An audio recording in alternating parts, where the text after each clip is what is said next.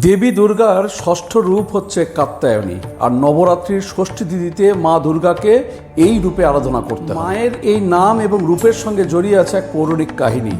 হিমালয়ের কোলে অরণ্যে ঘেরা এক ঋষির আশ্রম ছিল। কাত্য গোত্রধারী সেই ঋষির নাম হচ্ছে কাত্যায়ন। তিনি ছিলেন এক পুত্রের পিতা। ঋষি কাত্যায়নের মনে ইচ্ছে হয়েছিল একটি কন্যা সন্তান লাভের।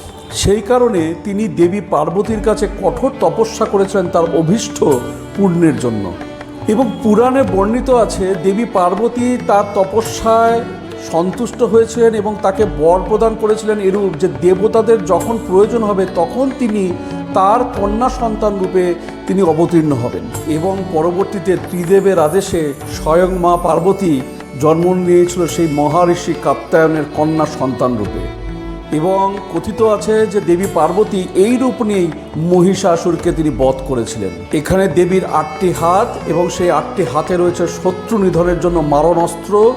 দেবী এখানে ত্রিনয়না ও সিংহবাহিনী। শত্রুর হাত থেকে রক্ষা এবং মামলা মোকদ্দমা থেকে মুক্তি পাওয়ার জন্য নবরাত্রির এই ষষ্ঠী তিথিতে মা দুর্গাকে কাত্যায়নী রূপে আরাধনা করা হয়ে থাকে। মনে রাখতে হবে এই দিন দেবীকে হলুদ বস্ত্র অর্পণ করতে হয় এবং সঙ্গে 5 প্রকার ফল ও মিষ্টি এবং সঙ্গে মধু নিবেদন করতে হয়। আর এই মায়ের বীজ মন্ত্র হচ্ছে ওং ক্লিং শ্রীং কাত্যায়নী নমঃ। এই মন্ত্রটিকে 108 বার জপ করুন এবং সঙ্গে দুর্গা সপ্তশতী পাঠ করুন। শেষে কর্পূর আরতি দিয়ে মায়ের পুজো শেষ করুন। প্রত্যেকে ভালো থাকুন, সুস্থ থাকুন, পুজো ভালোভাবে কাটান। আর আমার এই ভিডিওটিকে অবশ্যই লাইক, কমেন্ট এবং শেয়ার করুন।